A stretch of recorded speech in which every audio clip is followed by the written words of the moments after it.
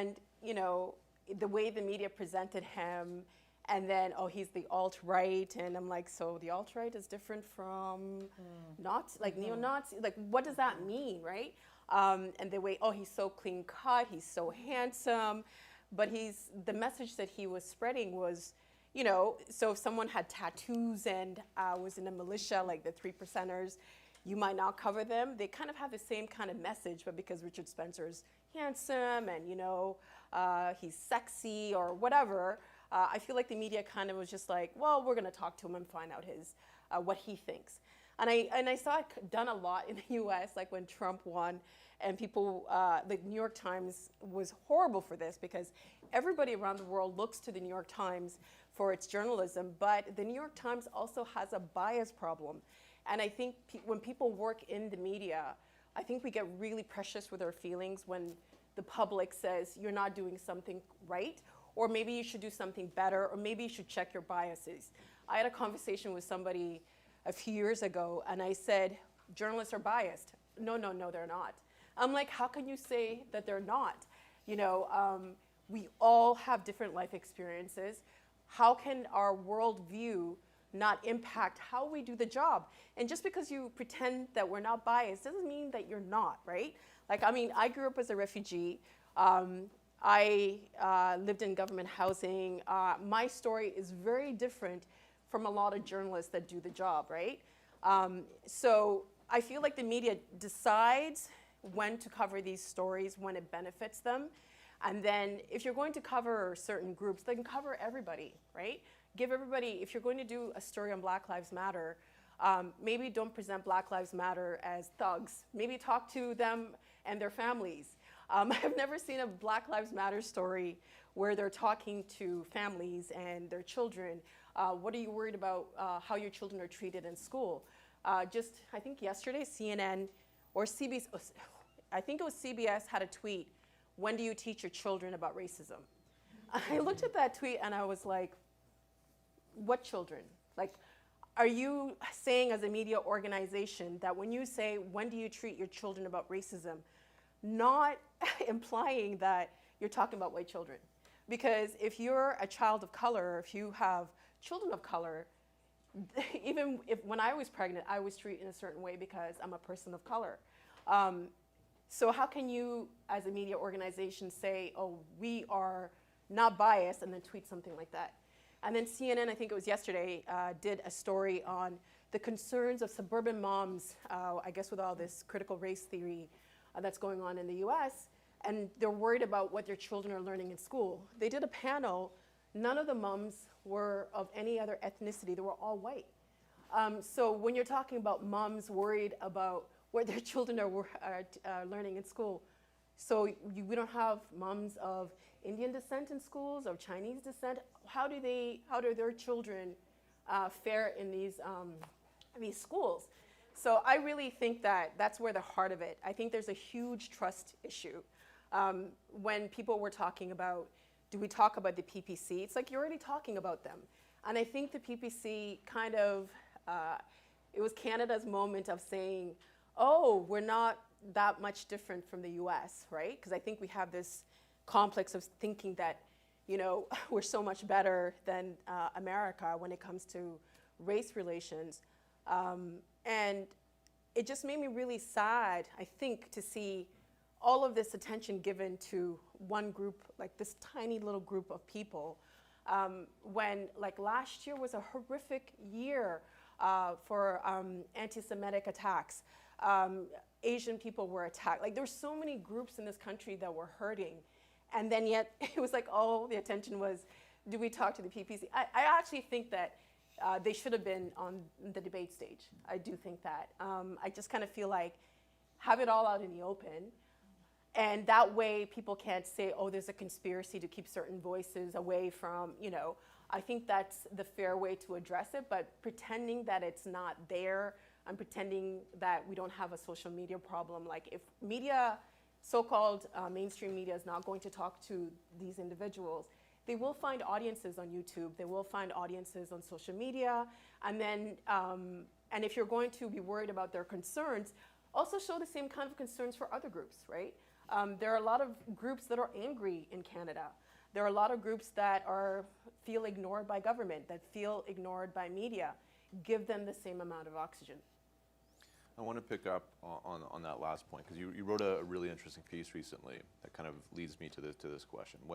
So what are the consequences when the media doesn't get the right balance between this kind of right for the public to know and our duty not to spread hate? So what are the consequences when we don't get that balance right, especially when it comes to dealing with the far right? I think hate is there. I think there's, you know, I spoke to a colleague a while ago, and I said to them that, you know, when I leave Toronto, and you know, when summertime comes and everybody's talking about going to their cottages, and I was like, oh, that sounds really fun. But every time I go to cottage country, I feel really out of place. And look at me, I'm like very fair skinned. I have light eyes. If I pull my hair in a bun, especially with a mask, you don't really know what I am, right? But I feel out of place in cottage country, right?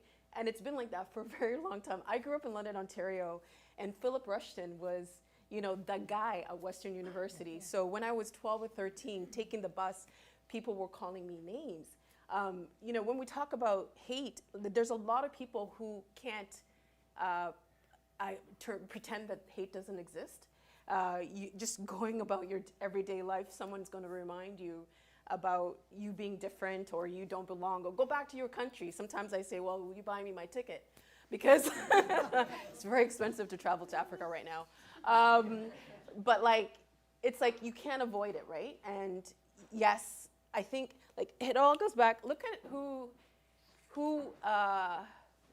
when we talk about columnists in Canada, columnists are the ones who kind of set the dialogue, right? When we talk about columnists, how many columnists are women? How many columnists are people of color? They set the discourse, right? And when we talk about a democracy, you have to have, and I hate this word, I'm going to use it, I apologize. You need to have diversity of voices, right? So my whole thing is, we're already giving platforms for people who have hateful views. We're already doing that. We have people in government doing that. Like, look at our prime minister. Like, he doesn't remember how many times he wore blackface, right? And this is a person that was reelected. So hate, like there's this, but we don't want to talk about it. We don't want to talk about people not liking other people because of the color of their skin. It exists. People are that narrow-minded, but we don't want to talk about it. So we kind of just tiptoe around it. Like, Trump was in office for how long? How many times did the media say he was lying? What was the one that was really popular? Alternative facts. And then he's really clever, right? Then he just banked on that. And then that became part of our lexicon. There are people who just lie, and there are people who hate other people because you're a woman, you're a person of color, because you're whatever religion. And I don't think the media knows how to cover bigotry. I don't think they know how to cover racism. And so we just kind of get into this whole both sides. And how are there both sides to somebody not wanting me to exist because of who I can't change who I am, right? Whenever I write these opinion pieces, I always get nervous. Like when I was writing that piece, I was like, I don't really want the army, the PPC army to come after me. And then, you know, sure enough, maybe 2 weeks after my piece was published, that happened, and people's information was put out on social media. So was I really as honest as I could have been in that piece? No, I held back because I have to weigh the costs of, you know, my safety versus me being able to have free speech, which I don't think is afforded to everybody. I think only some people have access to free speech. And I think those are the things that we should be talking about instead of pretending that, oh, well, let's give these voice. We're already doing that. We're already doing that. So let's just face what we're doing and then try to find a better way to do it, a more fair way, because I do believe that everybody deserves a voice. People should be heard, but the media shouldn't pretend that we're not already doing that. We are.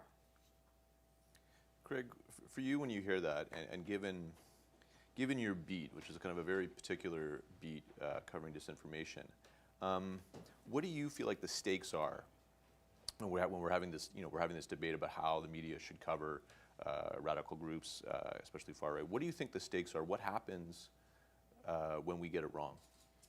I mean, some concrete things that can happen is you can aid them with recruiting, would be one sort of concrete thing that happens.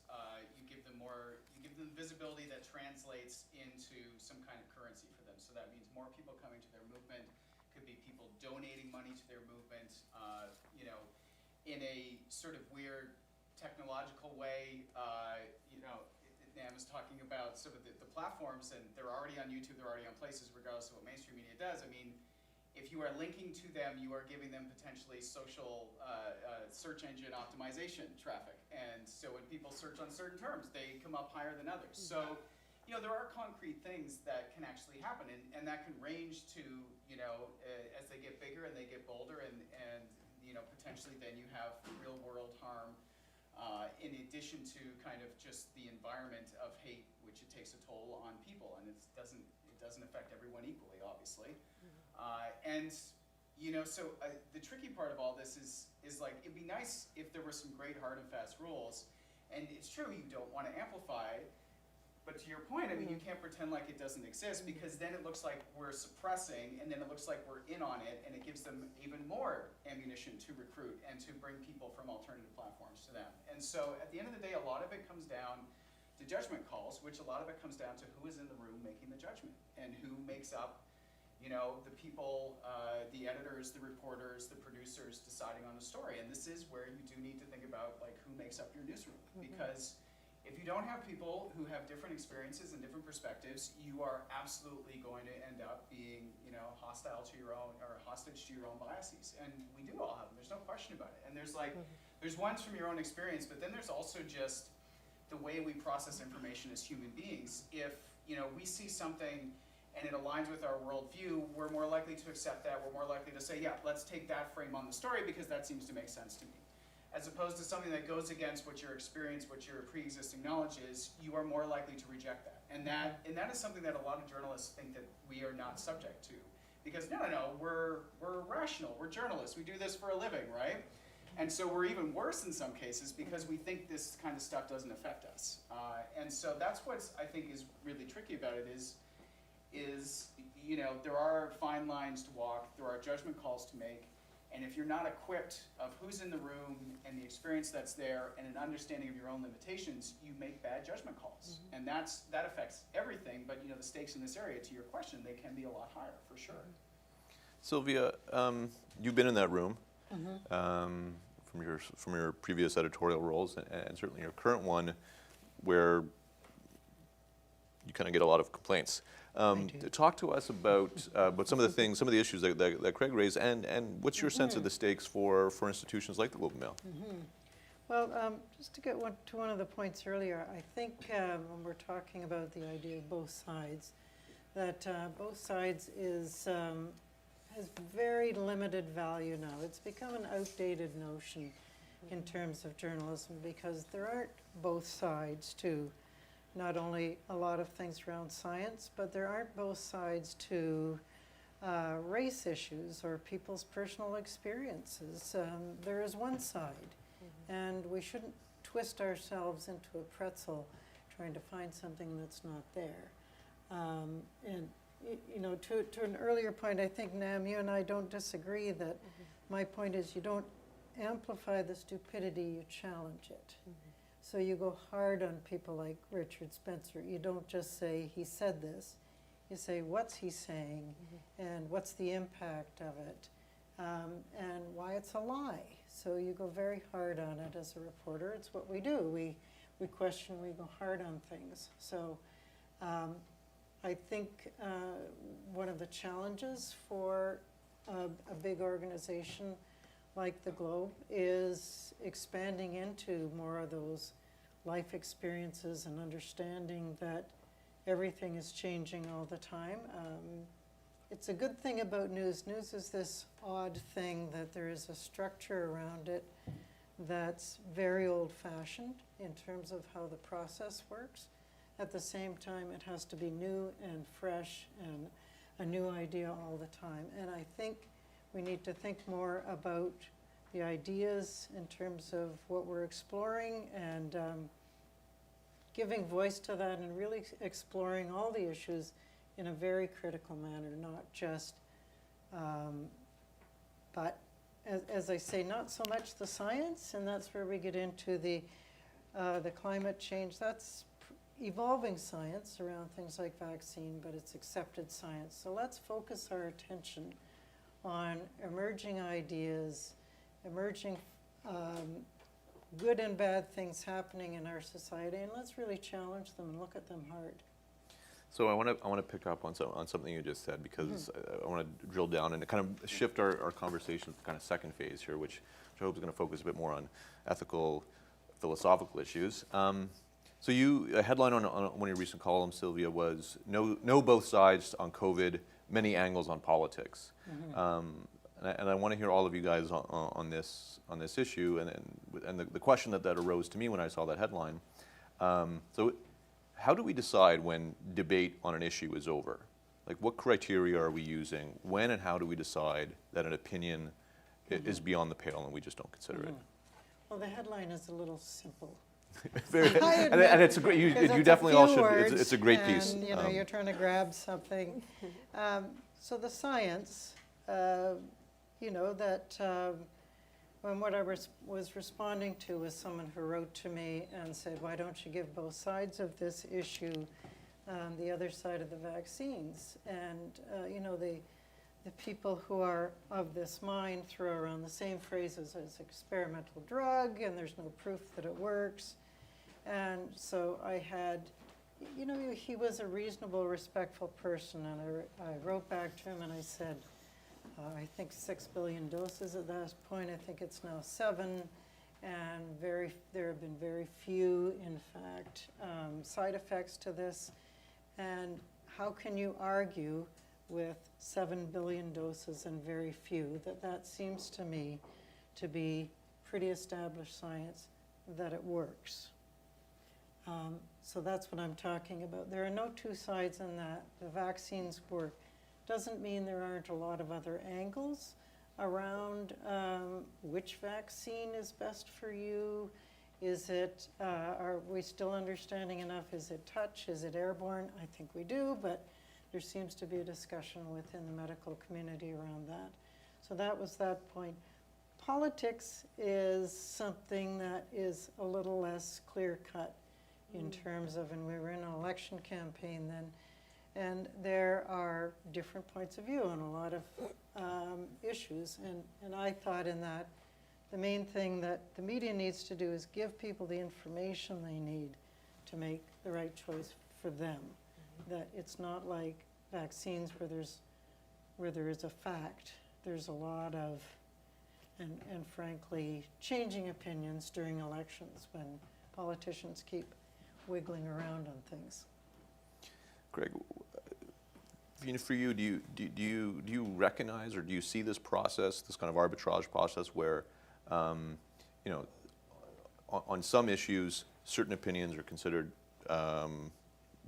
no-go zones, that they're kind of, as a society, we've accepted them, that they exist beyond the consensus, and other issues, there's still live debates. What do you, from your point of view, do you feel yourself partaking in that process? Do you feel that you apply criteria for determining when you will treat a point of view as kind of, okay, this is an extremist perspective? I mean, this is really, like, it's kind of the core challenge that we're talking about, which is you have a more existential thing of, like, how do we actually know something? Which is, something we grapple with as humans on a wide variety of topic. And then you boil that down to an editorial process of, well, what is our decision on this? And that's what people in the media do and have the power to do, is to make a decision like that. And so, yes, we come up with our frameworks to do it. But those frameworks are inevitably flawed because we're flawed as well. I mean, if you think about climate change, I mean, the science reporters in the newsroom may have been saying, like, look, based on the reports and the consensus of the scientists, I mean, we really can't be giving the oil and gas industry this, the same point of view on this. And they may have been saying that, and this isn't an area of big knowledge for me, but I would bet there's a lot of science reporters who've been probably making that case for a very long time. And yet that probably hasn't been reflected in the vast majority of media until perhaps, very recently. And there's a whole bunch of incentives and reasons why that might be the case. But the sort of production of knowledge and decisions within a newsroom, it ends up to people coming in and making arguments that fit with the editorial line, that fit with the people in the room. And this is, to me, it's actually, that's the window in why, it is, in journalism, inevitably, it's a flawed pursuit, but it's one that's worth it. And so for me, I try to find things that I can have confidence in, whether it's, preponderance of opinion from scientists, whether it's, in a verification process, being able to, take satellite footage and metadata from digital files and other things like that and be able to feel like I'm getting to a certain point. And so it can really have a wide variety, but I mean, we have to accept that this is ultimately a bunch of humans coming up with a decision, trying to establish what seems like the best facts, but also us being pulled and pushed by the incentives that exist in our particular organization. And so, I mean, that may seem like a non-answer, but like to me, the answer is that if you aren't aware that that's what's actually happening, then you're going to make really bad decisions because you're not actually realizing the framework you're living in. I'm glad you said that non-answer because I was trying to think of how to answer this. I'm like, I don't know how to respond to this. As we went, I was like, oh my gosh, it's coming to me. I think, like, I love working in journalism, and I think it's such a privilege to do that. And it might sound so cliche and like after school special, but it really, I think what it comes down to when we're talking about these debates, like Craig said, who's in the room to decide what those debates are, and also with journalism, the way it's become, we're kind of, it's a dying industry, it's really struggling. And so some organizations might be driven by, the bills and having these debates and trying to get people to watch or buy their newspapers. And I don't think that's a bad thing, it's just a reality thing.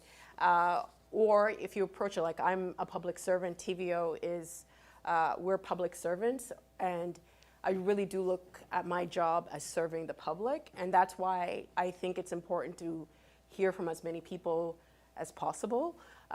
Because again, like Craig said, it's individuals that are making these decisions about the debates to be had, and again, that goes back to your own worldview. You might think that something is really important, and other people are like, I don't care about that topic. I'm just trying to pay my bills. I'm just trying to pay rent. I'm just trying to get food on the table. Can you tell me, can you talk to the politicians about what they're doing to make housing more affordable, or what they're trying to do to make salaries go up? So sometimes I think in this industry, we're kind of in little bubbles. We went through a period when we were just focusing on free speech.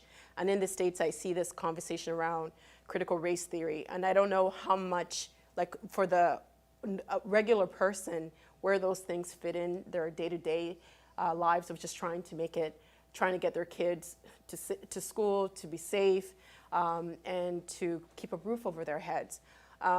One of the things that I've noticed I didn't feel very comfortable about the way it's been covered in Canadian media, and I'm also part of the problem because I'm a refugee. I came to Canada, and it took me a long time to realize that I'm a settler.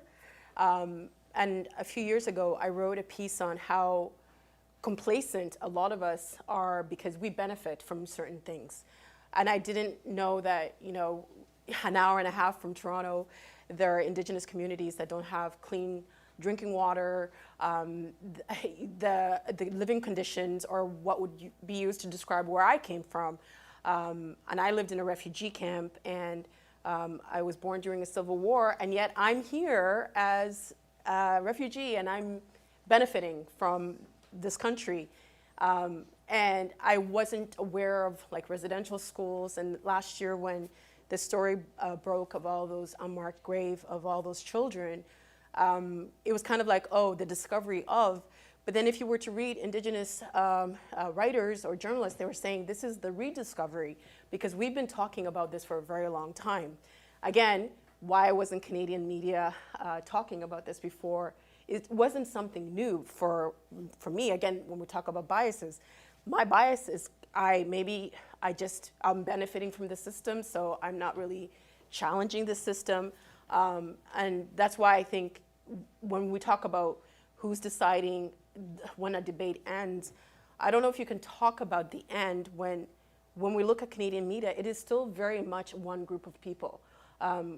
Recently they had to change the internship rules because in order to have an internship anywhere, you had to be available like 24/7. Well, not 24/7, but basically, and you don't get paid for it. And I don't know how many people could do that. Like I did that, but I did that because like I've been living on my own since I was 16. I did that because I was living at the time in a rooming house.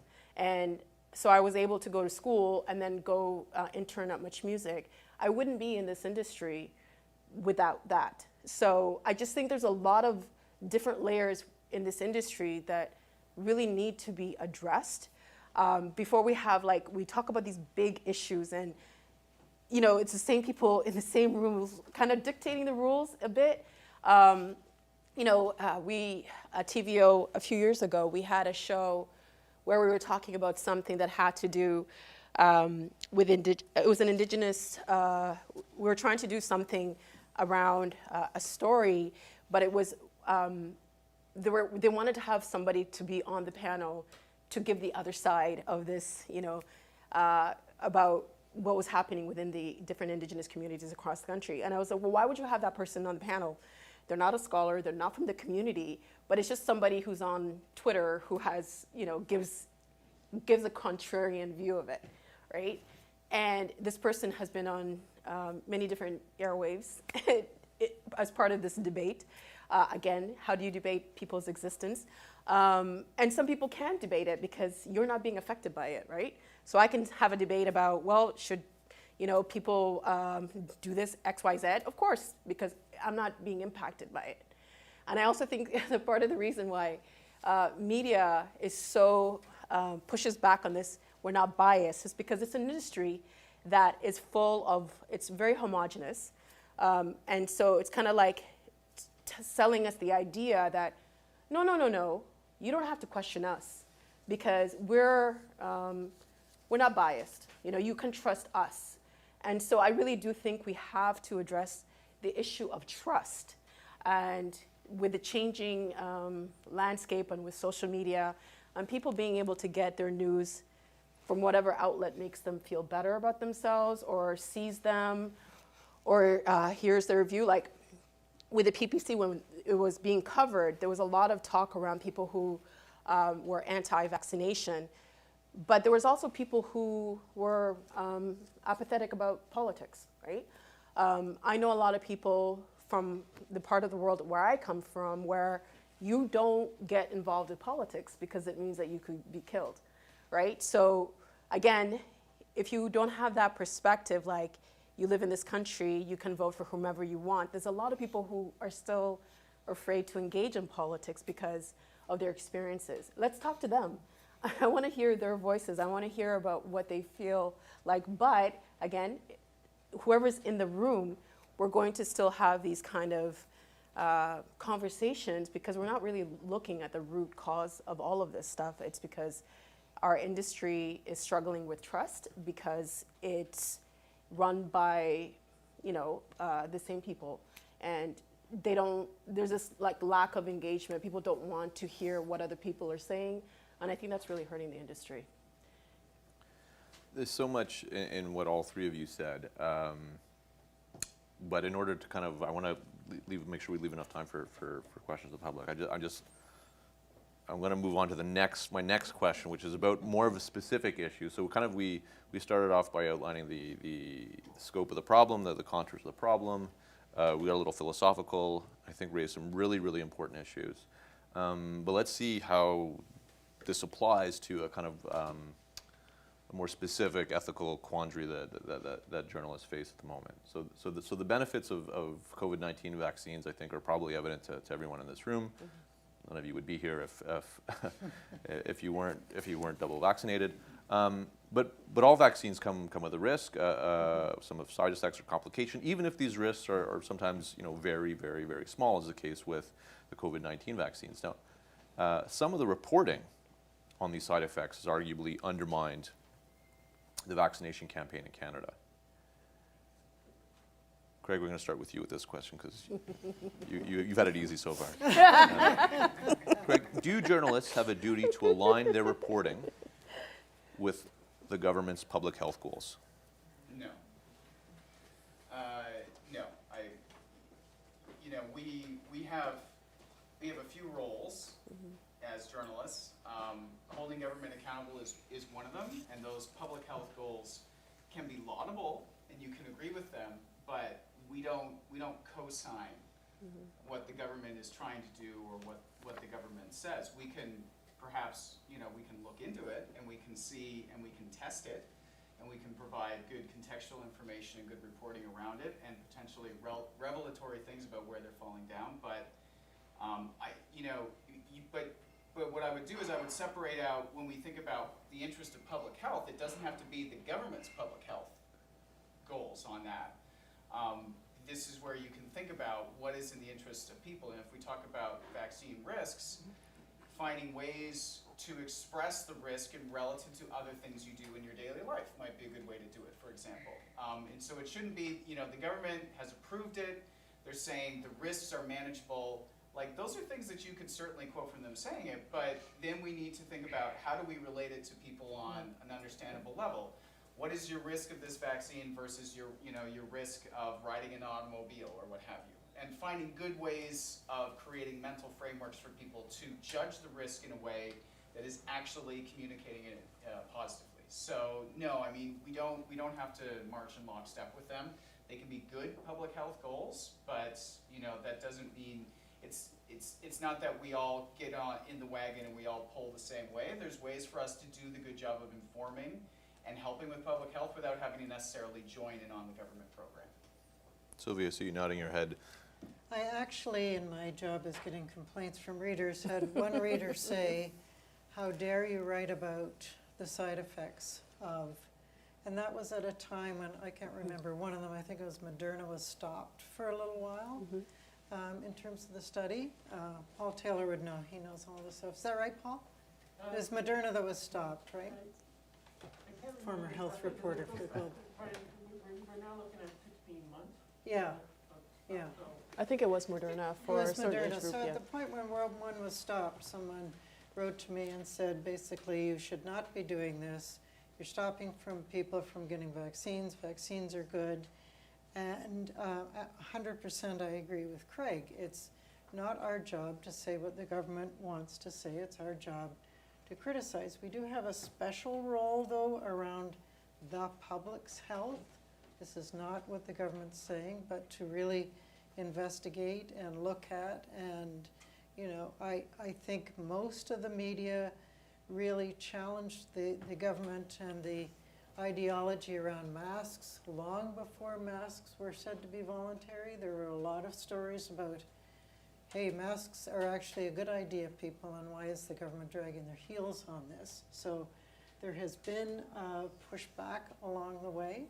But I do think we have a responsibility around this. And just thinking of something earlier, one of the things where I think we have fallen down, we in general, is that we don't put that risk in context, as Craig is talking about.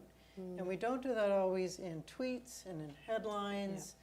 Yeah. And, I've heard brief things on the radios that make me scream at the radio when they say, there were 400 cases of COVID today, X number in ICU, and 100 of those are people who are fully vaccinated.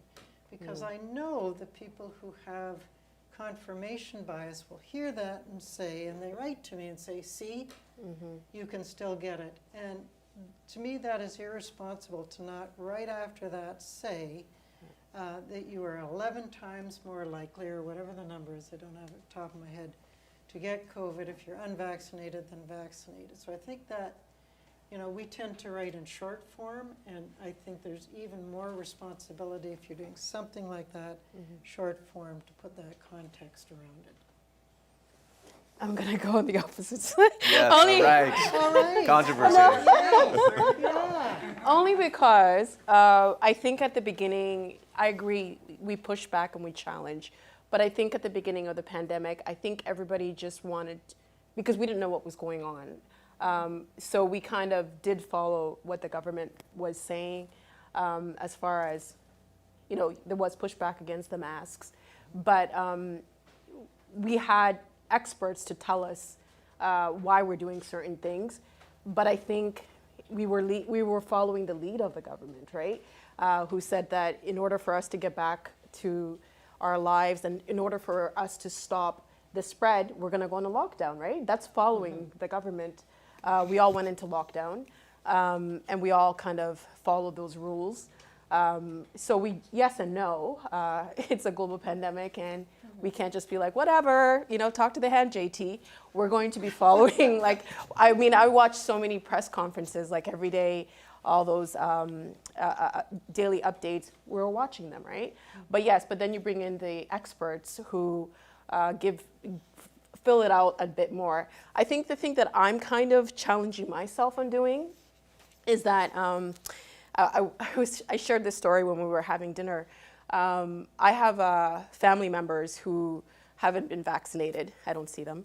Well, it's not like they live in Canada. My brother, I won't say who it is, sorry, oops. Can you edit that, please? So a family relative, long lost cousin, hasn't been vaccinated.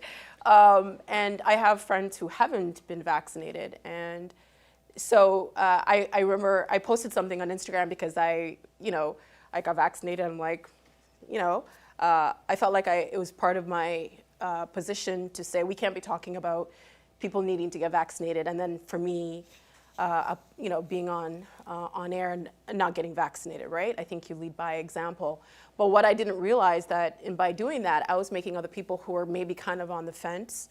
I was making them feel uncomfortable, and kind of I didn't realize that what I was doing for myself was kind of making them feel more isolated. And I mean, this is something that people are talking about if you're talking about debates. I think there's a lot of different reasons why there are many people who have not been vaccinated. And I think there's a lot of communities that have reason to not trust the government, not trust health officials. But I think journalists kind of need to do, for myself anyway, I'm speaking about myself, to do a better job in kind of not, because the other thing that I realized, I was like, if I post a picture of myself getting vaccinated and then somebody sees me and then gets vaccinated and they have an adverse reaction, then what role did I play in that whole, so that kind of made me kind of question why we felt the need to post selfies.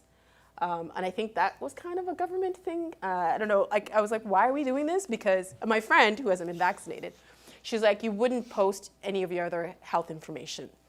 And why is everybody doing this, right? And I think it kind of made some people feel left out of the conversation or maybe kind of coerced into doing something they might not have been 100% comfortable doing. So I think yes and no. So you guys have handled my questions quite ably, but there are a lot smarter people in the room here who I'm sure are keen to ask questions of their own. Emily, do we have a mic for the audience? Yep. We do. So perhaps if you do have a question, you can raise your hand and a mic will be dispatched to you quickly. I see a question in the back. So the mic is for the benefit of the people who are following online. Thank you. Hi. Hello. Can you hear me? Great. I just had a question, sort of, I guess, about the other side of this is, what do you think needs to be done to help minimize distrust of media? It's like the $1 billion question.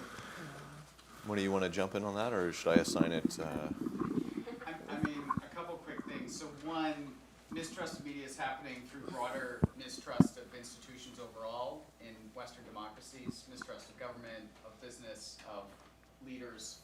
So there's an interconnectedness to it, but I think part of the mistrust in media is a lack of connection to it on a variety of levels. One, not seeing yourself and your community reflected in media can certainly lower trust. Two, as we've entered a crisis for the media business, local news has taken the biggest hit.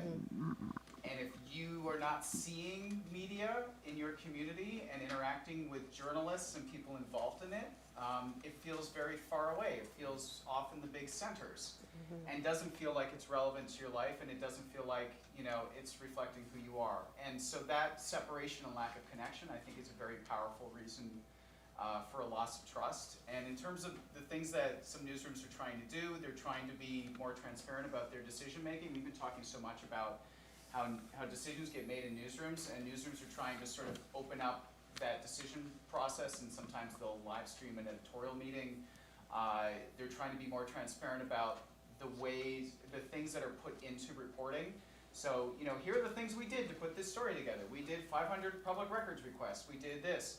And also explaining more about the journalist, making bios and other things more available.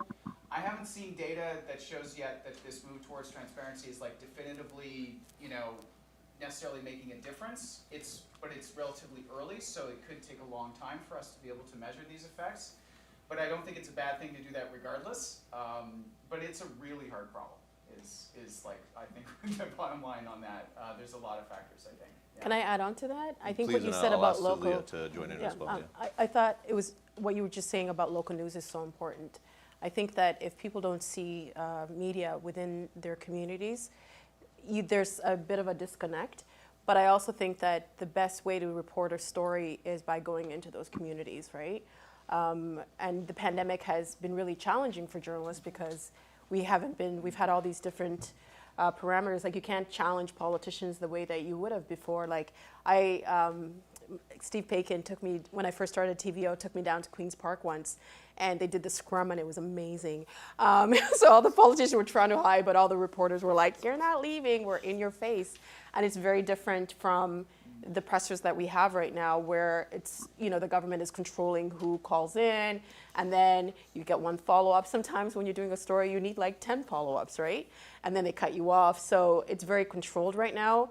And I think there's a bit of that, I think it's even created a bigger distrust, because I think the public might see that journalists aren't working hard enough or asking the politicians the harder questions, but it's just a matter of access.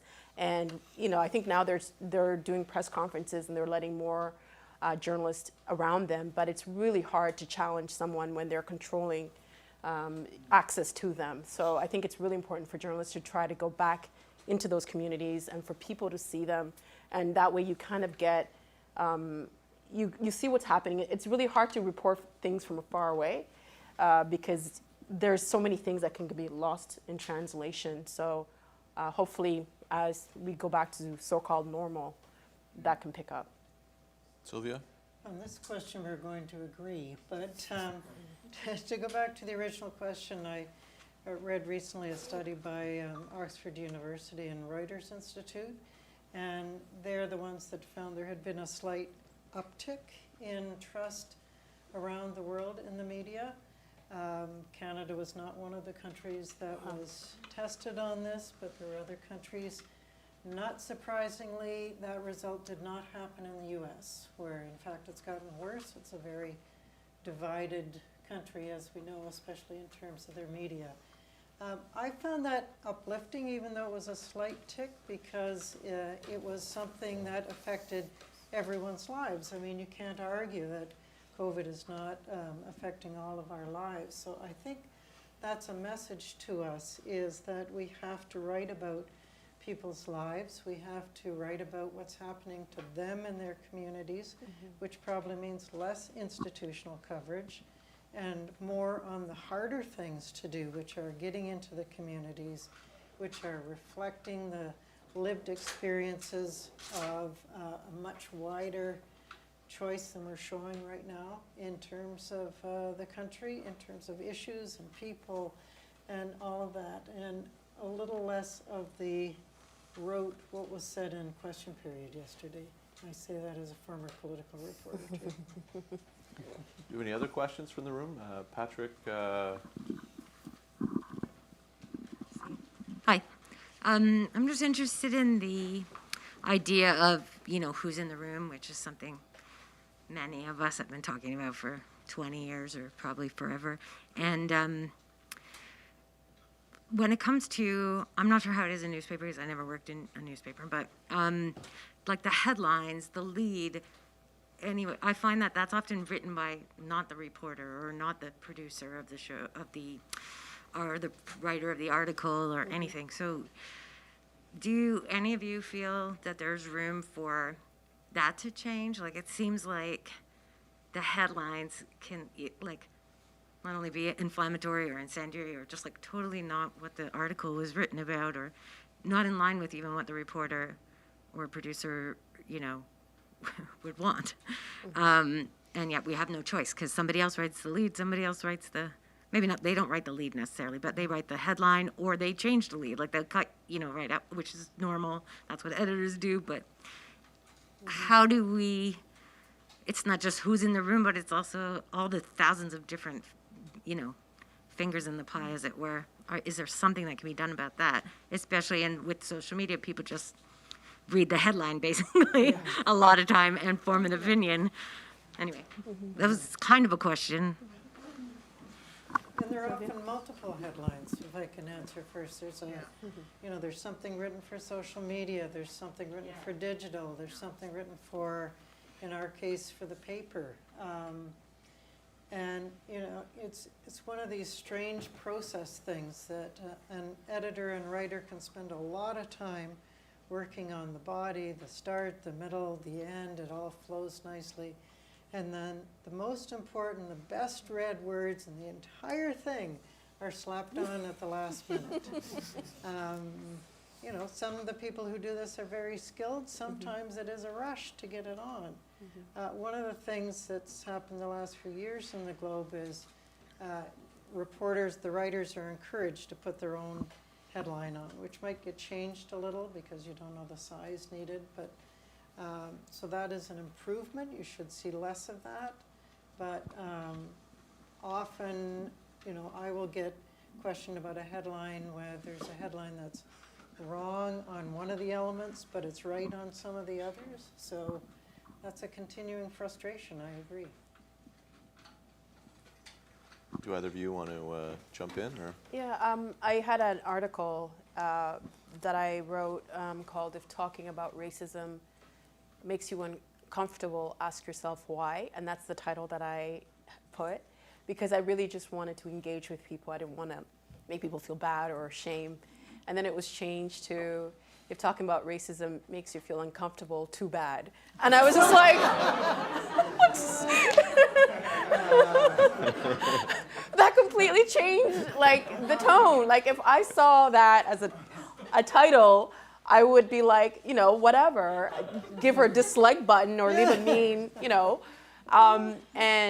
and I didn't say anything, and it really ate away at me because the body of the thing that I wrote, as you know, like it takes a long time to put a sentence together. And I just kind of felt like you missed the entire point of my piece. I ended up winning an award for it, but I felt really kind of dejected because I think people might have read it and then didn't read it because of the title. And then the piece that you were mentioning, Jonathan, on about like who we choose to cover, like which grievances we choose to focus on. I asked them to take out anti-vaxxer because I didn't have it in there, and then it was put in there. And I go, I don't like that word because it just sounds, so like dismissive and divisive, and it doesn't mean anything. Like we're in media, we're in journalism. Be specific. Like what do you mean when you say anti-vax? It sounds like a slur in a way. So I spoke up. I was nervous about saying something, and I spoke up, and it was changed. The editor was great about it. But yeah, you do go through those periods when you're like, wait, that was not what I wanted to say. And it is hard trying to find your voice in an organization because everybody is there because they're good at their jobs, and you don't want to seem as if you're disrespecting the other person's position. So it can be tricky, but I think, like for me, if I see something now, I just say, can we compromise? Can we change it? But sometimes once you hand something in, you don't see it until it's published, and then it's like, it's too late, yeah. We have more questions. And a round of applause for Patrick, who Yay!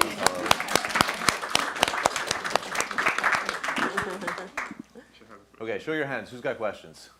Yeah. How many more? Looks like we got lots more. I'm not sure if we'll have a chance to yeah. get to everyone. I just,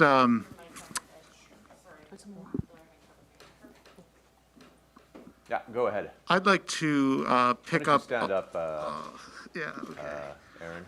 Sure. I'd like to pick up on Jonathan's question, sort of about authority that got the non-answer, and I'd like to try and get a bit more of an answer, and maybe just sort of reframe it that what you do as journalists in some way is gatekeep. You decide what comes in, what doesn't come in. And so maybe another way to think about this is, how do you imagine the basis of your authority to decide what comes in and what doesn't come in? Where do you get that authority? Or how do you understand that yourselves? So I think that's maybe a different way to push on the non-answer question. Craig, I think you were being called out there as Sure, yeah, I mean, absolutely. It is absolutely a gatekeeping role. There's also the term of agenda setting, which is sort of an area of media scholarship where, when does something become something that gets covered widely in the media? It's often through an agenda setting organization like a New York Times or a Globe and Mail that decides, okay, this is important. And just by the decision of, again, the people in the room doing that. And I think that a lot of people who work in this sort of manager and upper management levels understand that part of it, and it used to be like you're being handed a sacred trust, and in some cases you literally inherited it because your family owned the newspaper, right? And so that was, and a lot of times, what's the basis for the authority? Well, my family owns the newspaper. That's my basis for the authority, and we've had it here for 80 years. And so it's going to be different between newsrooms, but I do think people at upper echelons understand that. But the calculus of what they make their decisions based on is going to be different in the newsroom they're in. Like, we all tell ourselves, we are here to serve the public, we are here to hold power to account, we are here to, give a fact-based view of the world to help people live their lives and make decisions. And those are root kinds of things we all look at, but it would be naive to think that those are the only things that frame the decisions that get made in newsrooms. And I do think we're in a better era in the sense that we're a little more realistic and less, romantic about what goes on in newsrooms, and understanding that the power dynamics and who's there. Like, these are conversations that didn't happen not too long ago. They honestly didn't, which explains some of the problems of how, journalistic coverage was intertwined with institutions and not separate enough from government and other powerful interests. So, I mean, yeah, for me personally, like, yes, I do see the gatekeeping notion. I see the power we have to set an agenda. We also have a great power in the sense that we can right a wrong. We can free someone from jail. Those are the great things. But the vast majority of journalism is not doing that. And so, as a journalist, you have to realize that part and where you are in that cog of that machine, for sure. I don't know if that answers it, but like, I think, I certainly don't object to the framing of gatekeeping. I think it's very true, absolutely. Yeah, Sylvia, do you guys want to? Just to say that, I think Craig is right. It is a gatekeeping role, and if you're going to do it properly, you have to do it with great humility. You have to understand that that is your role. You have to talk to a lot of people, not only people in your newsroom, but people outside your newsroom. If you're, a local newspaper, you need to talk to a wide variety of people and really understand what the issues are. And I think you can't come to it with arrogance. You have to come to it probably always with a fair bit of self-doubt about, are you doing the right thing? Do you have everything? Because we don't, ever. Agree 1,000%. I think that's why I think it's important for journalists to admit that we have our biases, right? And why it's important to have many different voices at the table, and to, I think it's also the appeal of social media, because social media in a way democratizes that, right? I quit Facebook. I can't quit Twitter, because that's where I get like 95% of my news, because there's so much news I get from Twitter that's not covered in Canadian media. And journalists are humans. We're fallible. We make mistakes. And I think it's important to admit when we make those mistakes, and to also say we don't know everything, and to have experts lead the conversation, and to talk to people and engage with them. And I think that's a way to rebuild that trust, instead of talking at people and telling them, this is what you need to do. These are the stories that you need to know. Ask people, what is it that's interesting you? What is it that's worrying you?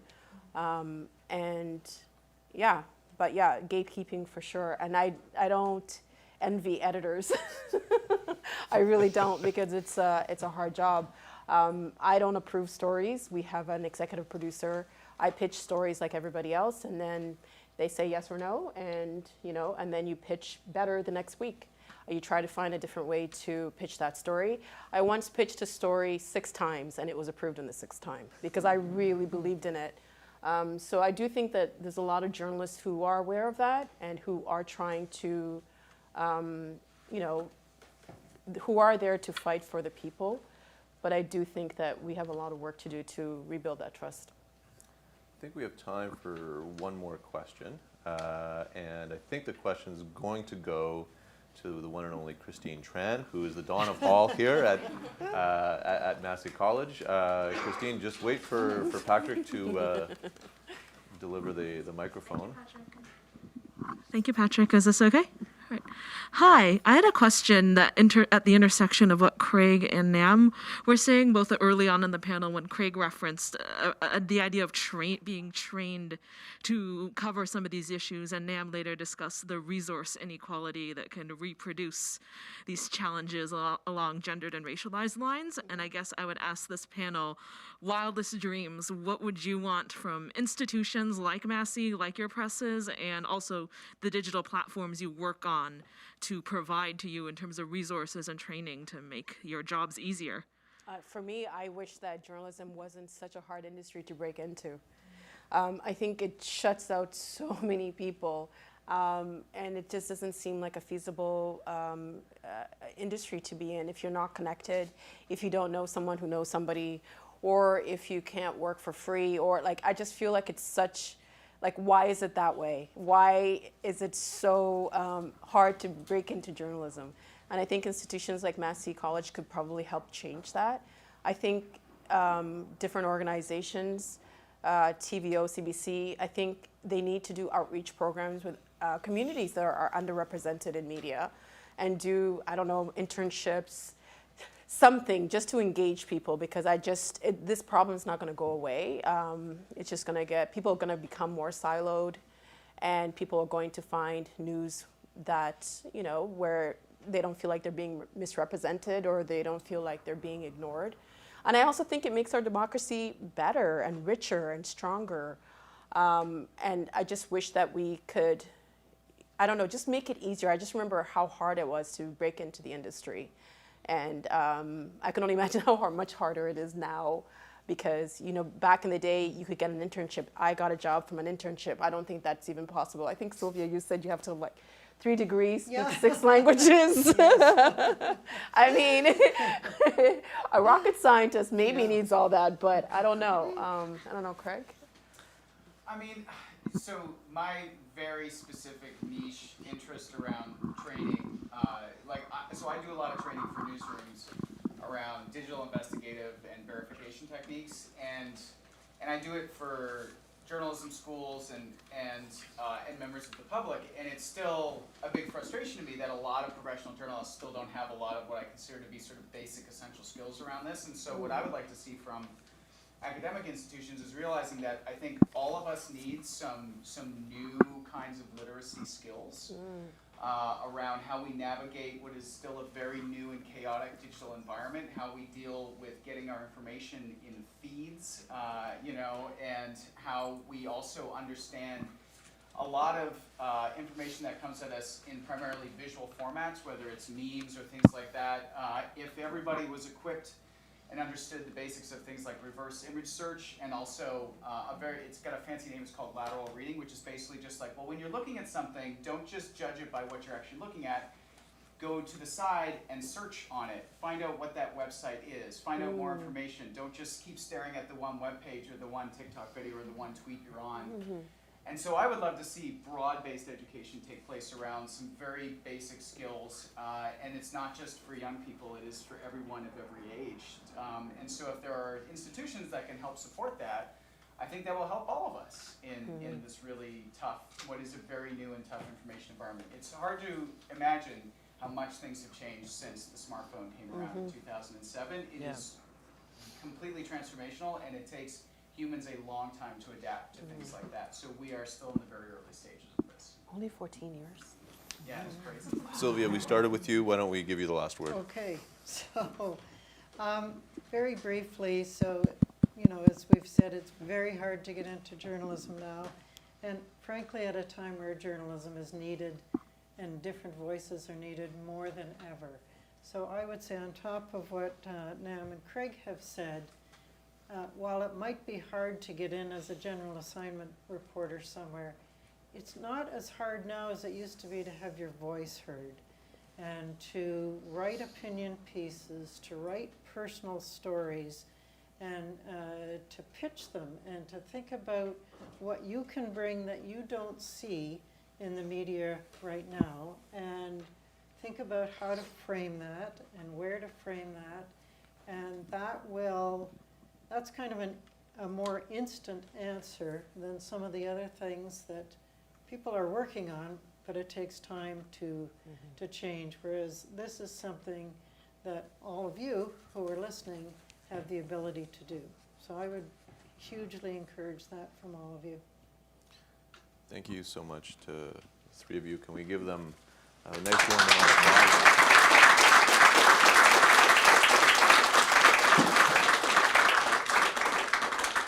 I also want to give, somebody's pointing. Patrick. Did you want to ask a question? Yeah, if you have time. I think we could sneak one question in. But we gave them the round of applause. We're not doing that again. Yeah, no. Something I've been really curious about is that I've kind of been realizing that I've always thought of misinformation and disinformation kind of like the wind. Like it just kind of happens and it's a thing that's happening and it's not really coming from anywhere. And I was curious what advice you guys might all have for journalists to start thinking more about the accountability angle of that, which I think I've found hard to conceptualize, and like who benefits from misinformation and who's being victimized by it as well. Yeah. I guess I have to take that. Yeah, sorry, Craig. I want to start with the second part of what you said, which is who's being victimized by it. And if I think about the work I've done over the last, whatever, decade or so, I think one of the failings that I had was spending a lot of time on the actors, on the people behind it, and exposing them, which has merit, but very little time on the people being targeted with it, the people who suffer from it. And I think when you talked about it, sort of the wind and what have you, there's an element of that, of not understanding how it actually can affect people's lives, right? And a lot of the inequality that exists in society, disinformation often exacerbates and targets those things. It targets, the social fragmentation we have. And so I do think for journalists thinking about trying to dig into this area, focusing on the people who are harmed by it and the people who are targeted by it, I think is something we don't do enough of, and I include myself in this. So I think that's one part of it. But yes, I think also another important piece is an accountability piece of, there are absolutely people and organizations that consciously create and spread false, misleading information. It could be for financial reasons, for political reasons, just to sort of throw a monkey wrench in the system. And I do think that a deterrent for them doing that is that they can get exposed and that they face some kind of consequence for that. It's usually not jail, right? But which is probably a good thing in terms of free speech overall to a certain extent. But there can be consequences reputationally, financially, career-wise, those kinds of things. And so, just the second part, again, is, I think, really important thing about it. There's not enough of the accountability around who is targeted and how it harms communities and people. And then in terms of figuring out, who is behind it, I'll give a plug, but it's for a completely free resource. It's called the Verification Handbook for Disinformation and Media Manipulation, which is a book I helped with the European Journalism Center it was this year? No, it was I don't even know. What is time? Anyway, I got the best journalists and researchers I know in this area, and we have chapter by chapter and case study of how you actually dig into it and expose it. And that is not just for journalists. Anyone who wants to understand that stuff, it is not written at a very high technical level. It's for journalists, and so anyone who might find that helpful. But I do appreciate, again, that you brought up the victim piece of it. I think, that's been a failing for me and others, and it's something people should take away. Okay, that was a good enough answer to merit another round of applause.